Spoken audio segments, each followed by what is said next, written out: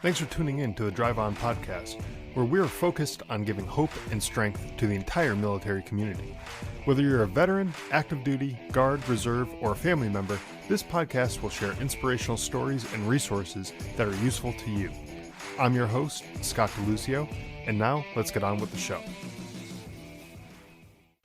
Hey everybody, today my guest is David Smith, who is a combat wounded Army veteran. He's also the executive director of a nonprofit called Warriors Ethos, which provides career planning, professional development, and placement assistance to service members, veterans, as well as their spouses and caregivers. He's here today to talk about Warriors Ethos and provide some advice for those who are transitioning out of the military. So welcome to the show, David. Why don't you tell us a little bit about yourself and your military background? Hey, Scott. Thanks for having me. It's a pleasure to talk to you and to your listeners as well. I retired in 2013. I medically retired from injuries that I received in Helmand, Afghanistan in 2010. I was injured in IED. I had spent 23 years in the military. I retired as a E8 Master Sergeant from a Special Forces ODA. I absolutely loved what I did. I am convinced that it was the best job in the world. But when I got injured, it was a fairly significant injury. It was my second IED, and that put an end to the career. So I had to kind of figure out what was next. And speaking for myself, personally, that was really hard for me because I didn't make a decision to leave the military. That decision was sort of made for me. And I was doing exactly what I wanted to do. So really finding the thing that was going to get me up at 5 o'clock in the morning and be excited to go to work was tough. And I struggled with that for several years. But I eventually made my way through that. And as you said, I'm now the executive director for Warriors Ethos. We're a 501c3 based in Reston, Virginia. And we help service members and veterans and their spouses as they're transitioning out of the military and into their next career. Yeah, and that's what we're talking about today. Is that transition process, and what I think a lot of times veterans they get out of the military, or they're about to get out of the military, and they don't really have a great plan for what the next step is, and so much of their military life was sort of planned out for them. Whether it's the schools they went to or the different training that they had, a lot of that stuff kind of gets planned out for them, their day to day, and then all of a sudden they take the uniform off, and they're just hit in the face with reality of nobody else is planning this stuff for you. You kind of have to figure it out. So let's jump right in. What was your own transition out of the military like, and how did you end up getting involved with Warriors Ethos? So I guess to sort of explain my transition, I've got to go back a little bit before that to be able to paint that picture accurately. I hit my first IED in 2006, and in that IED, I lost a close friend of mine, and I also suffered a fairly significant traumatic brain injury. When I returned from that deployment in 2007, I struggled, like a lot of service members did and still do, with not only the traumatic brain injury at the time, but also a lot of post-traumatic stress because I'd lost a close friend during that deployment, who'd been sitting right next to me.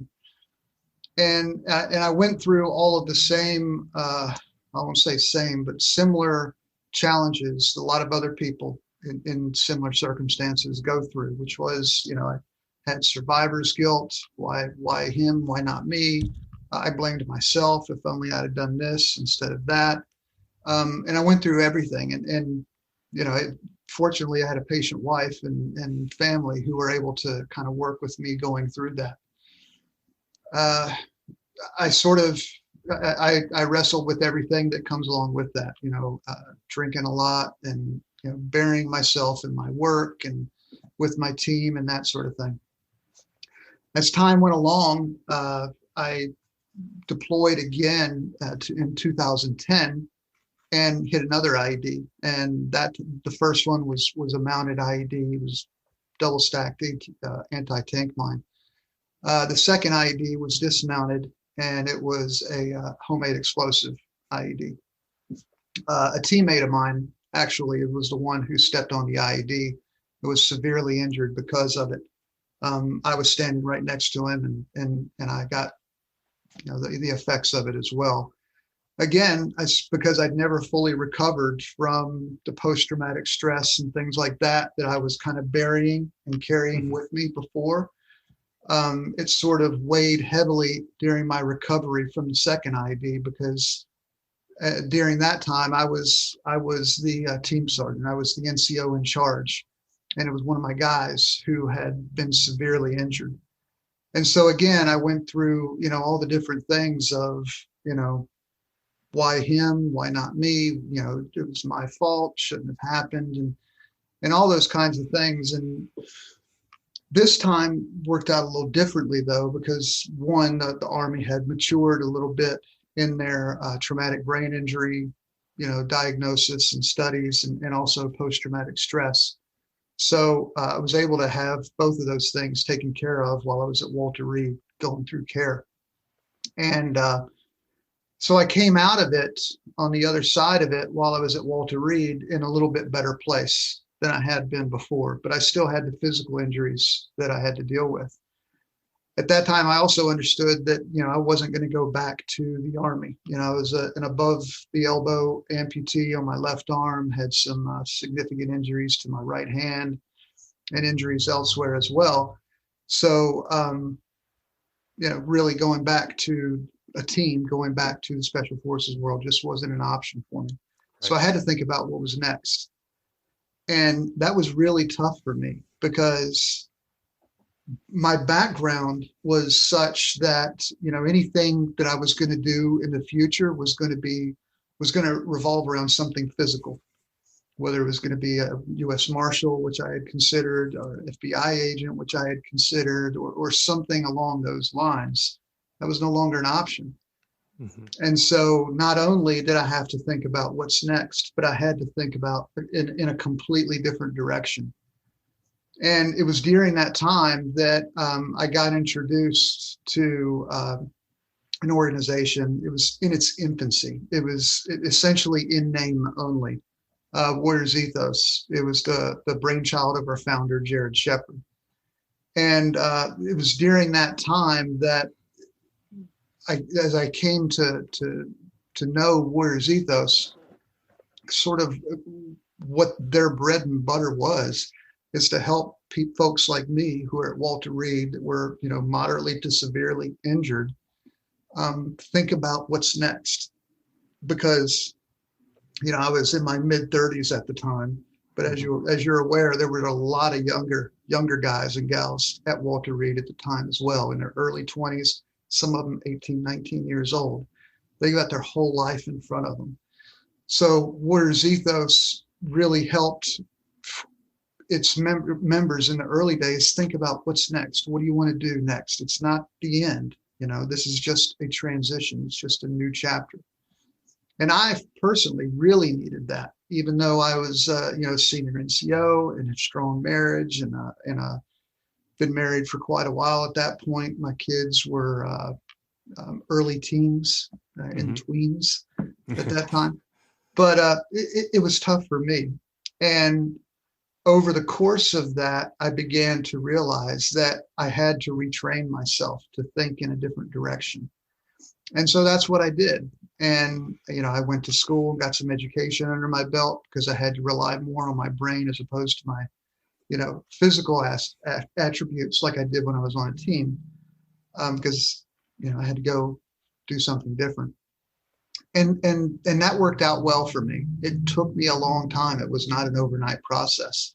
I struggled with, what am I going to do next? What do I really want to do? I struggled with that for probably 5, 6, 7 years. And I'd be lying now. It's been 10 years since I hit that second IED. It'll be 10 years this August.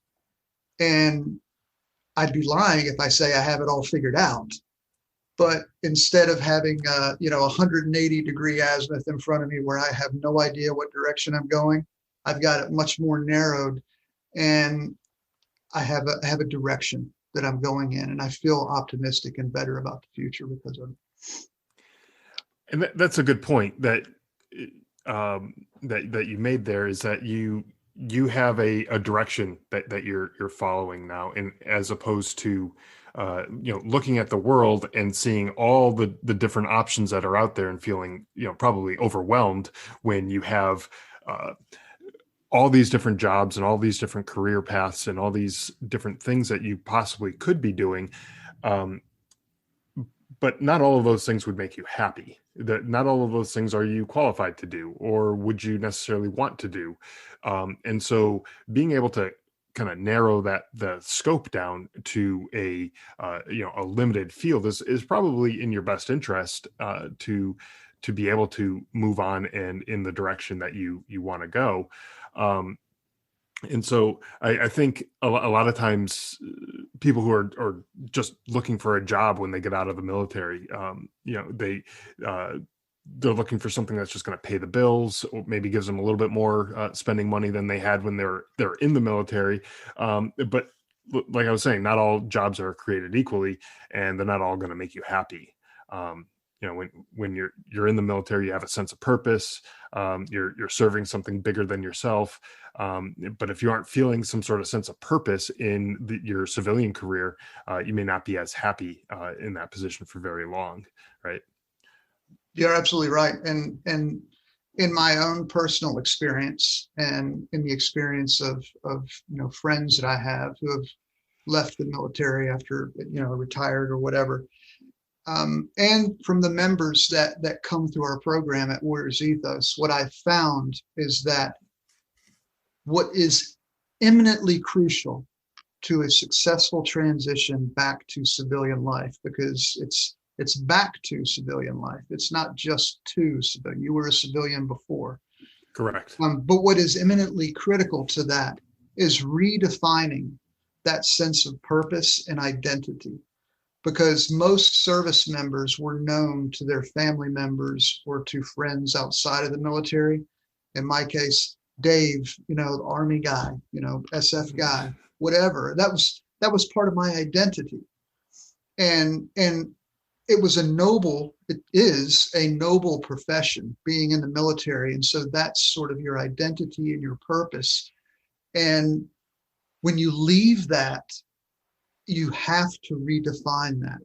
It's a process. It doesn't happen overnight, but you have to accept that, part of that transition is redefining your purpose, redefining your passion. The other thing that I would say that goes along with that, they're hand in hand, is acknowledging that you need the tribe around you. When you're a veteran and you leave the military, and I was guilty of this, I had sort of a 3-year transition, I like to say, because I was at Walter Reed and I knew that I was going to be medically retiring whenever they, said that was it. I wasn't going back to, my military career. And being able to find that purpose and that passion and redefining those things was critically important. And so it's a challenge when veterans find out that they don't have other veterans around them anymore. Right. And I didn't think that was going to be a challenge for me, because I spent 3 years sort of preparing for leaving the military.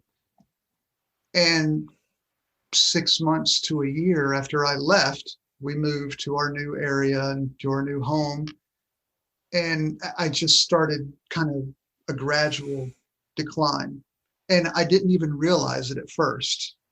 But, things weren't happening as fast as I felt they should be happening in my professional life and the endeavors that I was pursuing.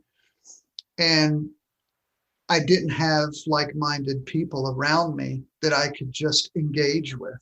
It wasn't about bouncing ideas off of them or anything like that. It was just engaging with them, and I didn't have that. And I got really low, in a bad place personally. And what I realized fortunately, was that I felt so much better when I was around other veterans.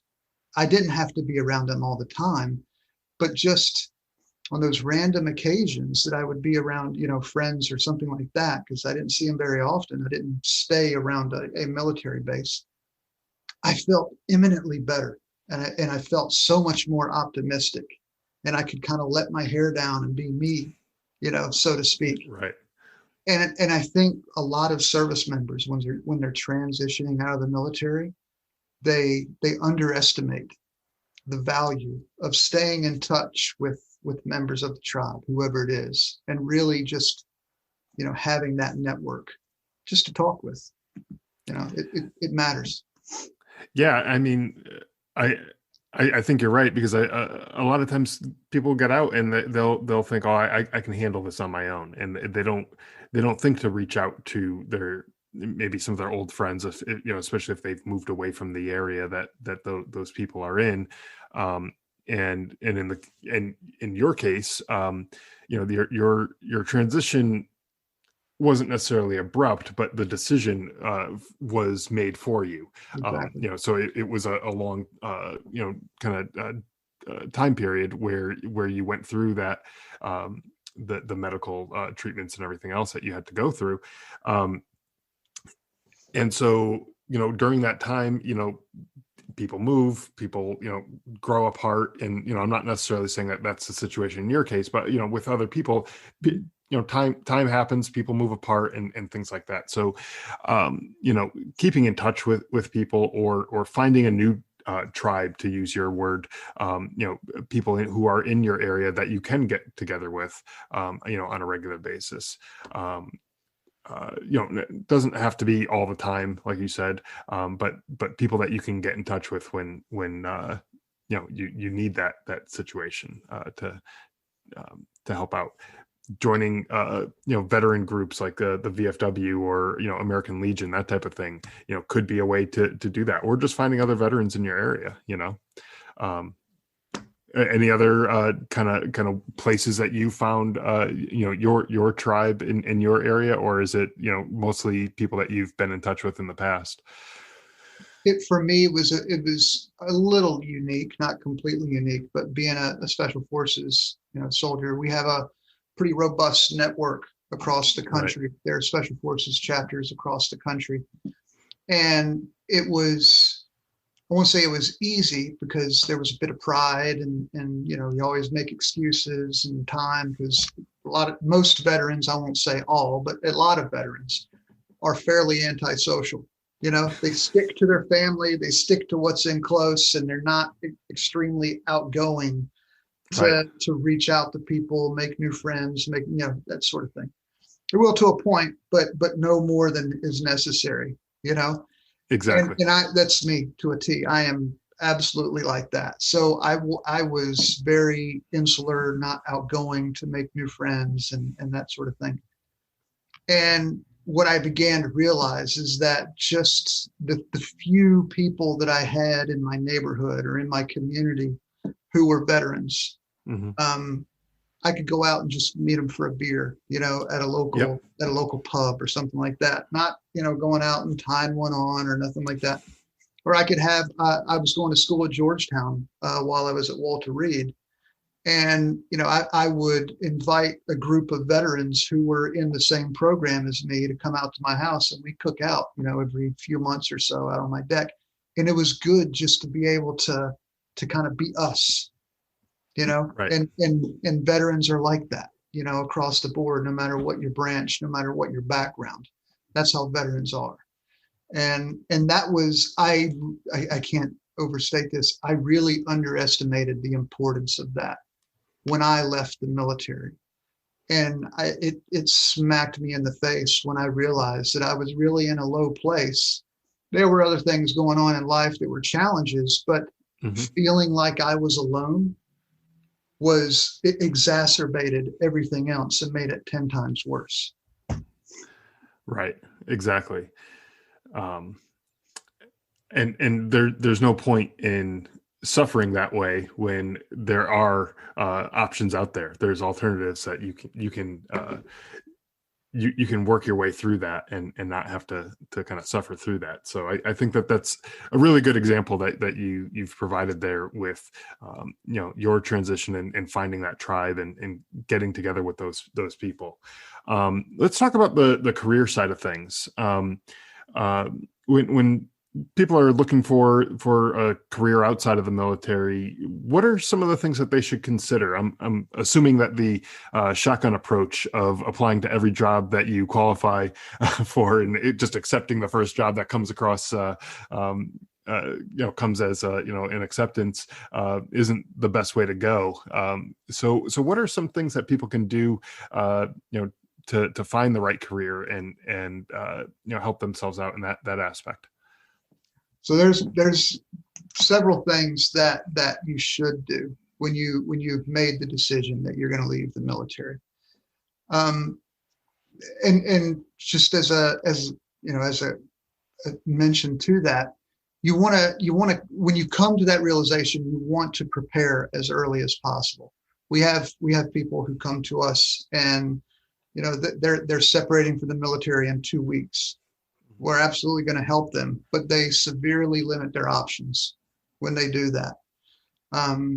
We typically like to see our members come to us about a year out from their separation, whether that's retirement or otherwise, because a year out takes some of the pressure off of you when you're planning for your what's next. One of the first things that we try to get our members to do, and we emphasize the importance of, is starting a list of what is important to you in your post-military transition, your post-military career. Now, we recognize and we understand that everybody is different, and our approach is deliberately personalized and customized because everybody comes from different backgrounds, they have different experience levels, and they've got different ambitions. They've also got different considerations in their personal life, whether that's have family members or special needs situations, or they're moving back to their hometown in small town in Georgia or Oklahoma, or they're open to anywhere literally in the world. Everybody's got their own thing. Background, experience, and ambitions and considerations. So we take all that as a whole. So understanding that, the first thing we ask our members to do, particularly it's even more important if they're married, is to start a list and write 10 things that are important to you in your next career and after the military. It could be a high salary. It could be lots of travel. It could be no travel. It could be a nice title.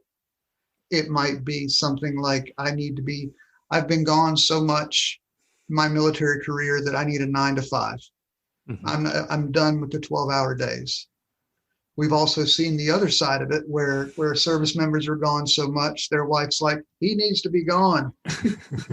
So, I mean, it's different for everybody, right? But it could be maybe you have a special needs child or a special needs family member, and you have to have particular access to healthcare or something like that. You may have geographical considerations, that you're considering. All of those things, make a list, about 10 or so. And we ask our members to do it, them and their spouse, independently. Go to different rooms. Don't work together on this, and come up with your list independently. Then come together. Well, before you do that, after you make your list, number them from number 1 being the most important to you, number 10 being, it's important enough to be on the list, but it's number 10. And then come together, spouses, and compare them. And you may find that they're not the same. Right. Your spouse may have, she wants you home for supper every night as number 2, and you may have, or number 1, and you may have travel as number 1. I mean, Right. you may have salary as number two, and she may have salary as number seven. It's just. But the point of the process is to come up with those things individually, and then together make your list. Once you do that, together work in tandem to come Hmm. up with what your priorities are. Because understanding those priorities is going to help drive the positions in the career that you're going to pursue next. Right. It's going to save you a lot of time and a lot of frustration, a lot of headache, and a lot of stress. Because let's face it, we all know transitioning out of the military is 100 new changes in your life, Hmm. and it's stressful. And if your spouse feels like, if she's tired of you being gone, and then you're going to jump into another career where you're going to be working 15-hour days, or, traveling 75% of the time, it's not going to do you any favors as a couple. Right.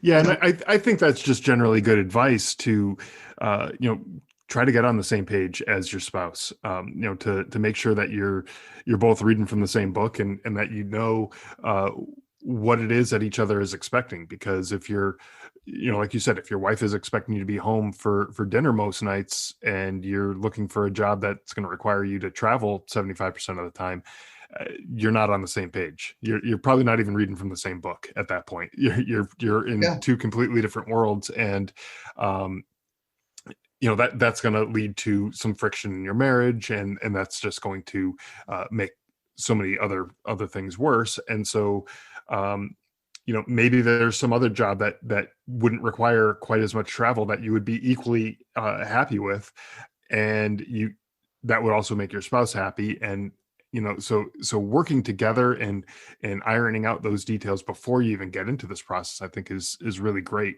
advice to have. And understanding that there are trade-offs. Hmm.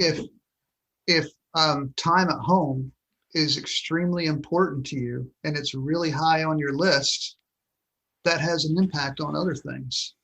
Right. It's going to have an impact on salary. It's going to have an impact on the type of position that you go into. It's going to have an effect on the trajectory of the career that you're embarking on. So being able to understand all these things and sort of pick your top 3 to 5. Hmm. Pick the top 3 things should be things that you're not going to budge on, and Right. they shouldn't work against each other. It can't be number one, I've got to make $200,000 a year, and number two, I got to be home every day at 5 o'clock. The modern workplace just doesn't work that way, you Right. know. Right. Or, I want to own my own company. I want to start my own business, but time with my family is important to me. It's not realistic, you know. Hmm. I mean, entrepreneurs don't, they're buried in their business for the first few years, and before they make a dime and before they come up for air. I mean, so we try to get our members to think about those things, and we try to give them ground truth. So, because we don't want them, 65% of veterans who leave the military, it generally takes 10 weeks to get from the time you apply for a position until the time you start working in that position. Generally 10 weeks. 65% of veterans who are quit their first job within 2 years. 65%. That means 65% of veterans, the next job, the first job they get after the military, they're gone for whatever Right. reason. That can be a that's not necessarily a negative, because the great thing about the civilian workplace is you can leave. It's not like the Right. military. You can move to something better. You can take a position at another company that positions you for growth. You can Hmm. make lateral moves. You can make upward moves. Sometimes you have to take a different position that's a step back so that you can take 3 steps forward. But those vary based on the career path that you're choosing, the field that you're embarking in, and those considerations that we were talking about. What's important to you? And so we try to be as upfront and illuminating as we possibly can with our members to allow them to make the best decision possible, because it is so confusing when you're transitioning out. You've got all these things. You've got ratings, you've got med boards, you've got what are my benefits? You got all these different things that you're trying to understand. I got to sell my house. I got to think about buying a new house. I got to, put my kids in a new school. You've got all these things. And then on top of it, you're applying for, you're leaving a culture that you've been familiar with for however many years. Mm-hmm. And you're going into a completely different, it might be the same job type, IT to IT, cyber to cyber as an example, but it's a completely different culture. Right. And it's a lot of change at once. So we want to prepare our members as much as possible to make the decisions that will set them up for success and to prepare them for the things that are coming. And so you keep referring to them as members, the people who you work with through Warriors Ethos. How many people on average do you work with, and how does that process work if let's say someone who's listening to this podcast is looking for transition assistance or any of the other types of assistance that you offer. How do they approach Warriors Ethos and get started with that process? So I would say the first thing is that we're a small organization. We're not a large, multi-million dollar, putting through hundreds of thousands of people a year kind of an organization. I think right now we've grown since last year. I think we're somewhere north of 100 members in our program at one time. Bear in mind that we formally became Warriors Ethos in 2013. So we're still a pretty young organization, but we're also transitioning. 2020 was going to be a transition year for us, and then COVID hit, just like it hit everybody, and it became a transition year for everyone. yeah, and kind of doused those plans. But so 2021 is a transition year for us in a lot of ways. Financially and organizationally, we've been able to mature and put processes together to help us increase our assistance to members and bring on additional members. Importantly, we don't deny, we don't say no to anybody. We don't care what your background is. We don't care what your rank is. We've helped everybody from special operations all the way down to, infantry, signal folks, transportation folks, MPs, medical field personnel, et cetera, et cetera. So we don't choose people based on their background. At the same time, we've had people from E4s up to O6s in our program. So again, we don't select people based on their rank or anything like that. We help them as they come to us. The best way for someone to come to our organization is probably to go to our website. That's the best way, which is warriorsethos.org. warriorsethos.org. And then they can apply right from our website. And when they do that, that kicks a bunch of processes in on the backside, and they're introduced to a couple of our transition coordinators, some young ladies that do that work for our organization. And they're awesome at it. They're veterans and veteran spouses and et cetera. And so they work with them, and they'll tailor a process and a way forward for them. And that's where it starts. And we do everything from, we'll have an executive meeting with somebody that's in a career field that they're interested in, almost always a veteran, who can kind of talk to them about that transition process, but then also talk to them about the career track that they're interested in. And again, it doesn't matter what their experience level. If it's an 06 who's interested in getting into sales or business development or, an executive level position somewhere, or if it's an E7 who's got, 14 years in cyber, or an E4 who's got 4 years as an infantryman. It doesn't matter to us. We can work with everybody. Sort of the neat thing about Warriors Ethos is, again, because I was one of the early members of Warriors Ethos, because of my circumstances, my injuries, and a lot of the other early members of Warriors Ethos came from Walter Reed, who were severely injured. It forced Warriors Ethos to come up with unique ways and individual ways to sort of help out each of those people. Right. And that has evolved into a process that we use now, where we treat each person as an individual. We don't have, come in here, do these 10 steps, and out comes a success story. It doesn't work that way. You come to us, we're going to understand your situation, everything about it, and we will get in the boat and we will row with you as hard as you do, as long as you do. And we will help get you to exactly where you want to be. And so that you're going to be optimistic about the future, your professional future, when you get there. I really like that, that you have that kind of smaller feel to it, where it's more individualized, one-on-one attention. It's not a a cookie cutter manufacturing process where you're just sending everyone through the same exact process.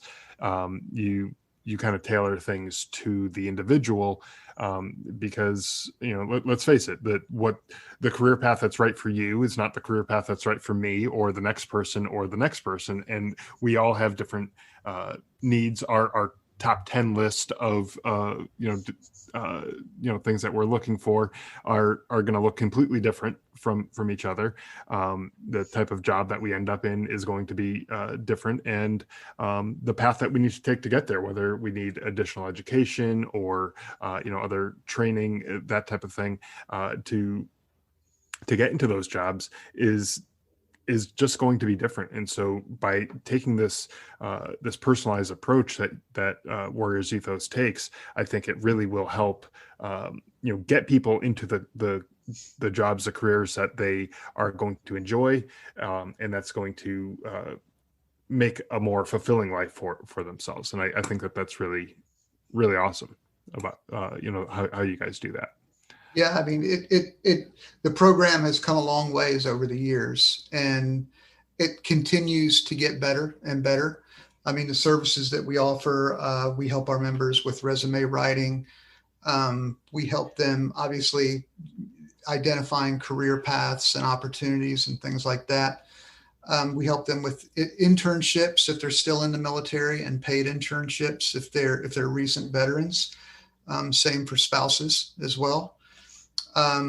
We'll help match them up with mentors and coaches. One of the big things that we've had a lot of our members talk about is, so you put together your resume. We have a person on staff who helps with resume writing and their LinkedIn profile and things like that. So you got all these things put together. You applied for a position. You went and interviewed. We help out with mock interviews as well, based on the position that you're applying for. So we'll help do a mock interview before you go in for it. You knocked it out of the park at the mock interview. You're hired, and they give you or you're given an offer letter, and you're looking at the benefits, and you sign the offer letter, because the benefits generally are pretty broad in the offer letter. And then day one, you're filling out all your benefits information and things like that. And military folks have very little, generally speaking, very little to no experience of what those benefits actually mean, and more importantly, what they actually cost. Right.